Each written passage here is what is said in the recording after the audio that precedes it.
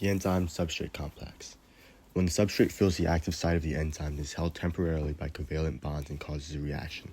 Think of an electric outlet as the enzyme and a plug as the substrate. When the plug fits perfectly into the outlet, the connection is made and electricity flows, allowing for the device to operate. Competitive inhibition. When the substrate is competing with an inhibitor of the same shape to bind to the enzyme. When the inhibitor fills the active site, it prevents the substrate from attaching.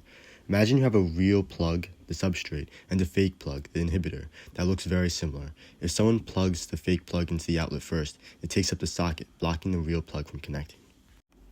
Non-competitive inhibition. When the inhibitor binds to another site of the enzyme, preventing the substrate from attaching by changing the shape of the active site.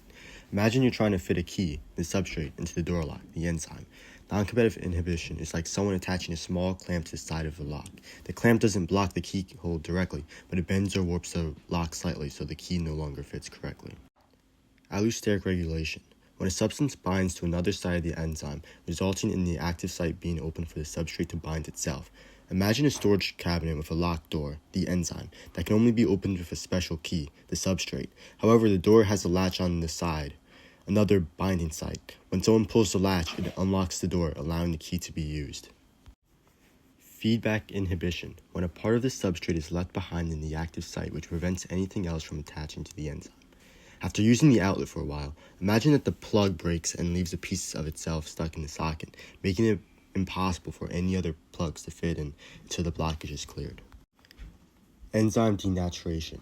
When there is an extreme temperature or an unusual pH, the enzymes will denature, meaning that the enzyme will be destroyed and there will be no more reactions taking place. Imagine that the outlet is exposed to extreme heat or an electrical surge. The internal components get fried and the outlet no longer works. No matter what kind of plug you try, it won't fit or function because the outlet has been damaged beyond repair.